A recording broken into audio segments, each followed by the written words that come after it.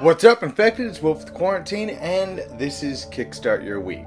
So if you're not familiar with what this is my weekly show where I cover the previous week's Kickstarters, and I talk about what I thought was cool. Now, there's no hard, fast rules. It's really what caught my eye, what I thought looked interesting. Now, I want to start off by saying I apologize. It is Monday at 2 o'clock p.m. Eastern Time. I usually try to get this actually published Monday at around 10 a.m. Eastern Time. But E3 conference kind of kept me up really late last night and took up most of my evening. So I'm recording this today. I was going to record it a little bit later this evening, but I'm recording it now because later this evening is Sony's E3 conference, so I'm probably going to be wrapped up in that, and that's going to take the good part of the evening. So, with this Kickstarter list, I do narrow it down to my top 5, and sometimes lower than that if there weren't enough Kickstarters to, fill out 5 that I thought looked interesting. Now, if you like this format of show, definitely check out the Gamerati. I'll have a link down in the description as well. Because what we do with them is it's usually a weekly show that Joey, Marcelo, and we kind of do the same thing as this, but instead we pick one Kickstarter and then we talk usually a little more in depth about it. Now, the first game on my list is Aneta Tanka. Now, Aneta Tanka is a worker placement with a twist that I thought was interesting.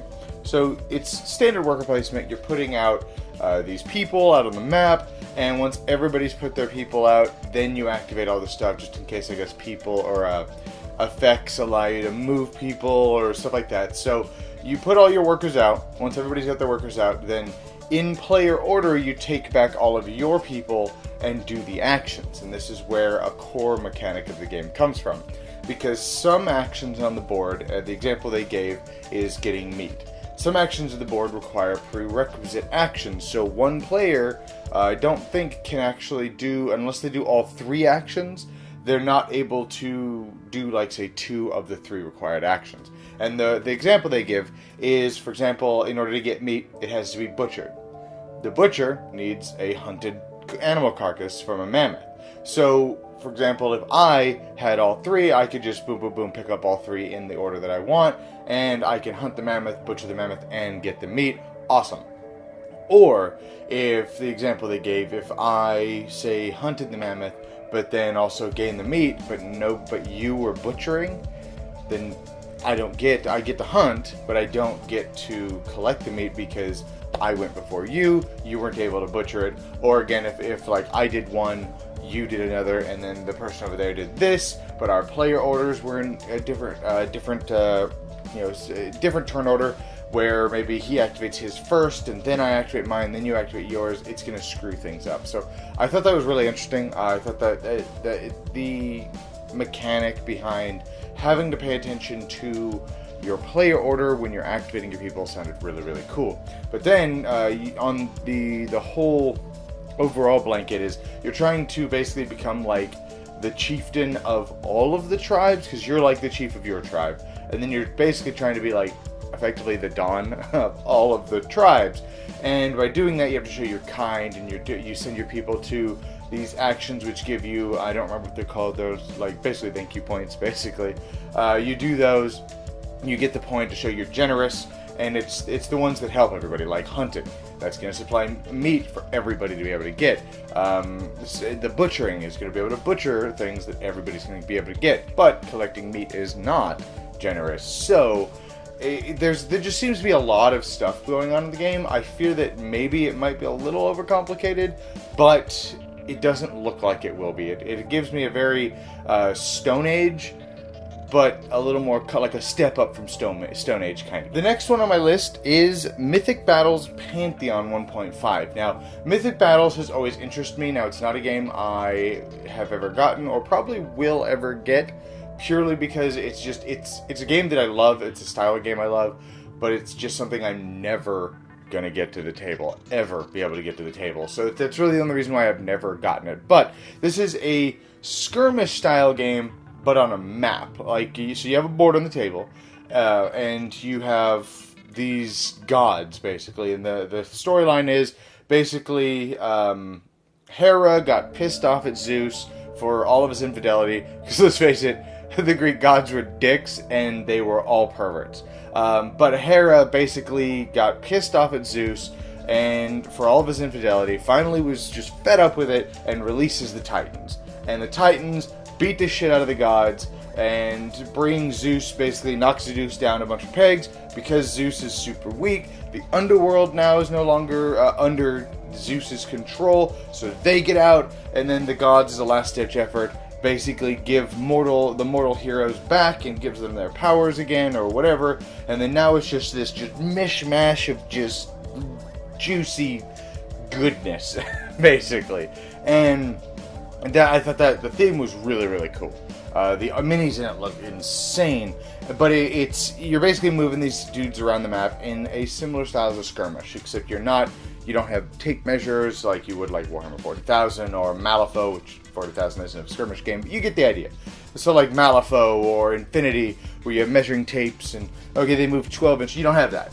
You have a board, and it looks like you have several different boards as you buy more of the crap. You get different boards that I guess affect things differently. You got terrain and pillars and trees and ruins and that are like 3D little cardboard things that stand out, which I thought was really cool. And you're basically moving around, and each board has spots, and spots have numbers. That's how many things can be in that spot, and basically you're trying to beat the shit. Either beat the shit out of your opponent, or steal these like weird crystals that are all over the map, and you take control of like a god, and then just a bunch of forces, and you draft your forces. But that's not where the game ends. The game also uses a card system to actually activate your heroes, which I'm a little nervous about actually, because I detest the command and color system except for a couple games, because it's fairly similar. You can get really screwed because you just could not draw the card that you really needed. And I don't know if there's ways around that or not. And I say I don't like the command and color system. I do like the command and color system. I just hate MR44. But it seems like it uses a very similar system, because you have these cards, and you can play this, activate this hero. Play this, activate this hero. And it looks really, really cool. I'm also a sucker for really big minis, because they're not really minis, are they?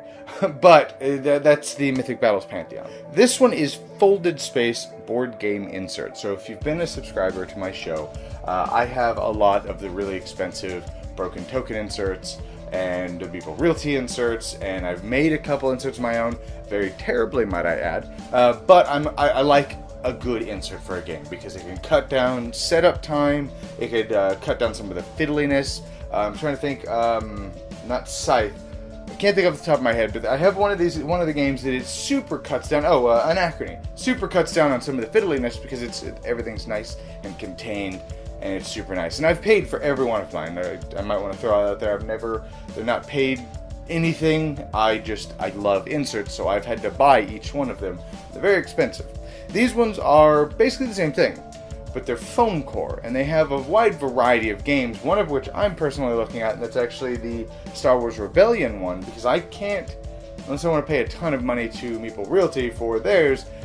The one here is all foam core, so it of course won't add a whole lot of weight to the box, and it is like half the price, and it fits the expansion, which is nice. So if you're like me and you like inserts, definitely check this one out, because there's a wide variety of games. I don't feel like naming all of them, but there's like Terraforming Mars and Rebellion. Those are the two. There's, I think, a Scythe one, but anyways, definitely check out that if you're like me and are a sucker for inserts. And the last thing on my list, because I put whatever I want on here, is the Ultimate Board Game Backpack. And the main reason why I have this one is because, as you see behind me here, I am the person in my game group that has the most games. Usually we do game groups here, so it's not super big issue to transport my games. But I remember last year at Gen Con, I'm not bragging and I'm not complaining at the same time, but I would get, a review copy of a game, for example, and I had two choices.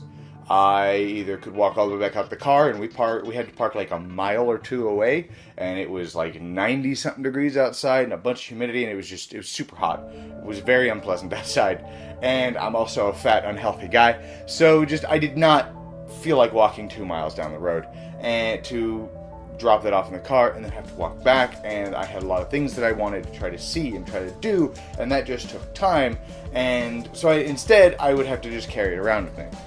And that's all fine and dandy when you get one game. but if anybody saw my unboxing video or my Gen Con loot video, I got a lot of stuff. So that's whether you buy a lot of stuff or whether like me, I was able to get a lot of stuff for review, which was awesome. But I had to carry all of that around all day unless I wanted to go all the way back out to the car, do that, and just waste a bunch of time. Backpack like this would have saved me a lot of ache in general, a lot of body ache.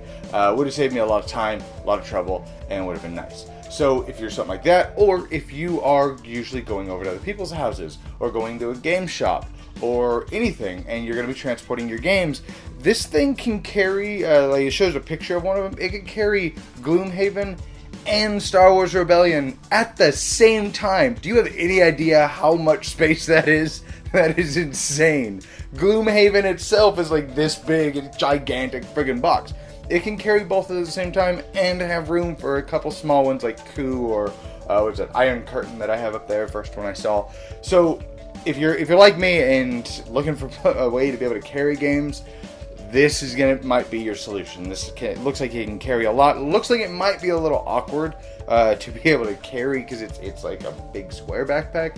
But it'll save a lot of people if you go to conventions a lot, you buy a bunch of stuff, or if you're another reviewer like me and you get a bunch of review copies, you don't have to waste a bunch of time going out to the car, coming back.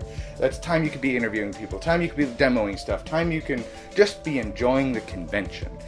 So in that way, if you buy something that's, their supply is gone, like there was a lot of stuff last year at Gen Con, you don't have to wait until the end of the day to buy something and hope it's still there. So definitely check this one out. It's also got a bunch of other little pouches around the side, so you can have like cell phone over here, you can have a bunch of crap over here, more crap back here, just dice and just a lot of cool stuff.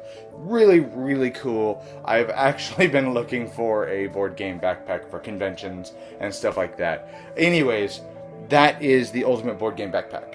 And those are my Kickstarters for this week. I only have 4. Everything else just, I don't know, I wasn't seeing it, wasn't feeling it. So sorry for the weird timing of this, and if I don't know, if I look weird or anything's weird about this video.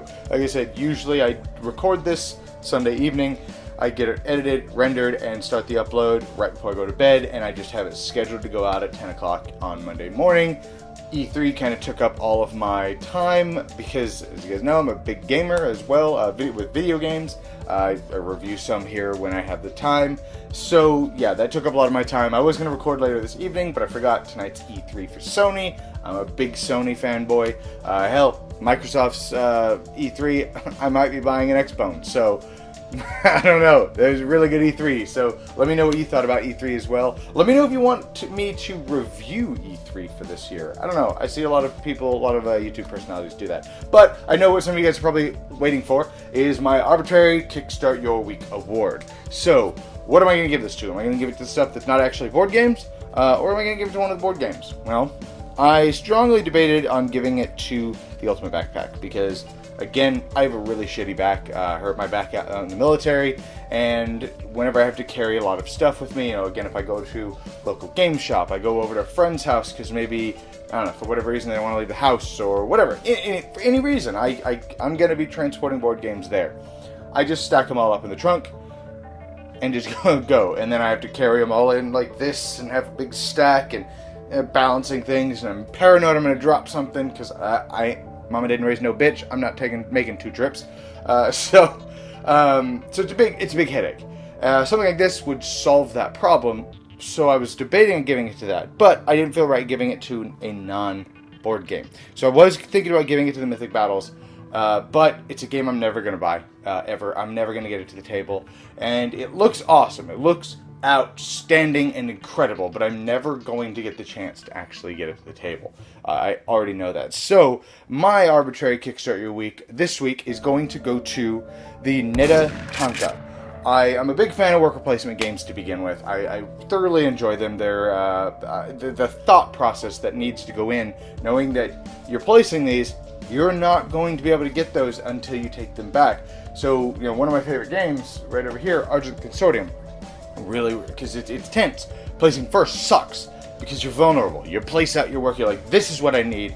Boom, everybody now knows you need that. So then they can activate their powers that maybe allow you to move or kill your dude or something like that. And a lot of work placements, maybe not kill, but allows you to maybe move or limit that ability and affect the board before they were able to get the resources they placed. And I love that in worker placements. But then when you pile that in with the turn order, very much matters what how the overall execution of everything goes. So you got to pay attention to that. I really like that. And then I really like the tribal aspect, where you are the leader of your tribe, and basically you're trying to become the leader of all of the tribes. And I like the whole tribal aspect. Anyways, this video is probably much longer than a normal Kickstart Your Week, because I'm not crunched time this time like I usually am. So, I hope you guys enjoyed this. If you enjoy this and you'd like to help support the channel, definitely check out my Patreon down below. I also have a one-time donation link if you'd like to help out that way. Any little bit amount definitely is supported, especially because I have pulled, YouTube has pulled my funding. However, on that note, if you are new here, definitely hit that subscribe button. Stick around. That also definitely helps. If not, just watch my videos. Definitely helps as well. Any amount of support helps. You guys are awesome, and I'll see you guys next time in the quarantine.